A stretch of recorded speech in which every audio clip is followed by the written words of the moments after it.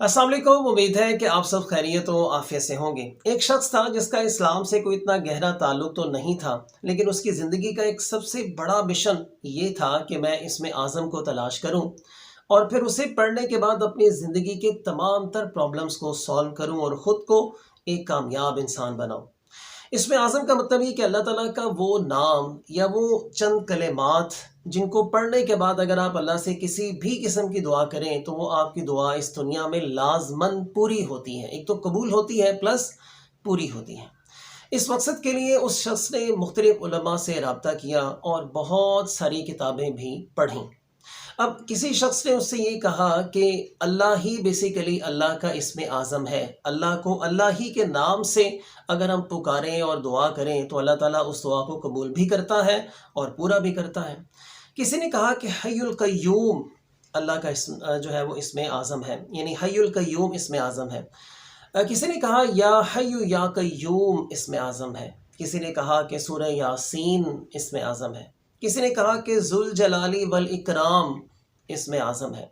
किसी ने कहा कि या हफीज़ु या रज़्ज़ाक़ु अगर आप मिलाकर पढ़ें तो ये इसमें आज़म बनता है।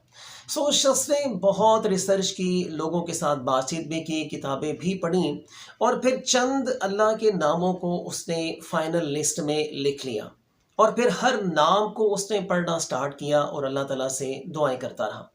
और फिर कुछ दिन उसको देखता भी कि क्या इस नाम को पढ़ने के बाद मैं जिस किस्म की दुआ कर रहा हूँ क्या वो पूरी हो रही है या नहीं हो रही।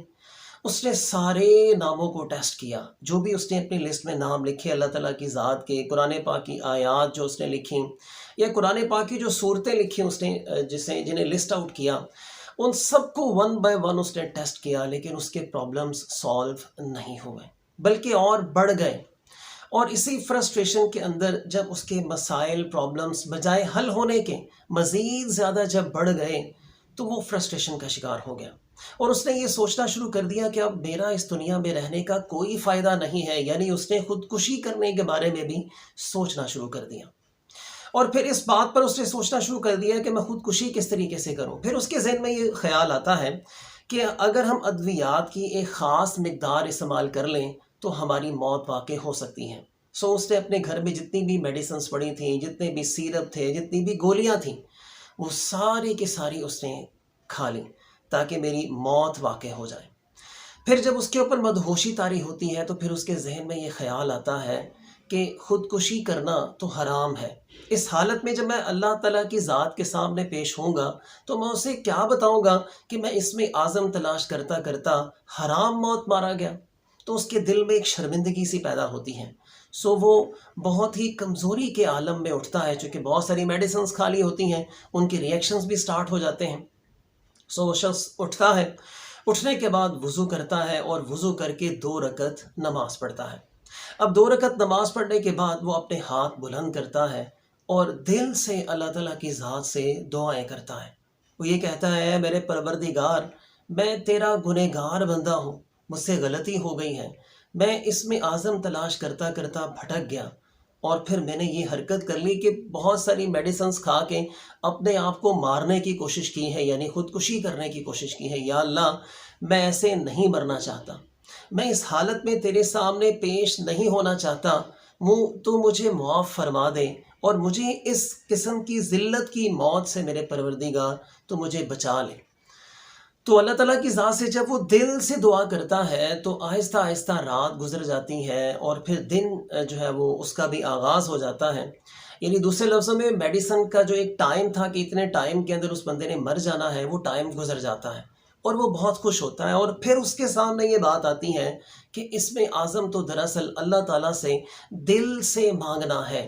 यानी अगर आप अल्लाह ताला से दिल से, पूरे दिल से आप अल्लाह का कोई भी नाम लें, लेकिन अगर आप अल्लाह ताला को पूरे दिल से पुकारते हैं, पूरे दिल से, शौक़ से, दिलचस्पी से अगर आप अल्लाह ताला से मांगते हैं तो यही इसमें आज़म है। यानी अल्लाह का कोई भी नाम इसमें आज़म नहीं है, बल्कि अल्लाह ताला की ज़ात से पूरे दिल के साथ मांगना दरअसल इसमें आज़म है।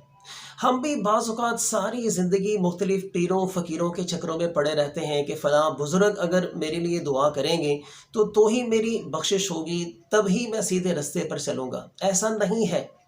آپ صرف اور صرف صدقے دل سے، جس طرح اللہ تعالیٰ کی ذات نے ہمیں بتایا ہے اپنے آپ سے مانگنے کے حوالے سے، اور حضور صلی اللہ علیہ وآلہ وسلم بھی یہی فرماتے ہیں کہ اگر آپ نے اللہ تعالیٰ کی ذات سے کچھ مانگنا ہے تو 2 رکعت نماز پڑھو اور پھر پورے دل سے اللہ تعالیٰ کی ذات سے دعائیں کرو۔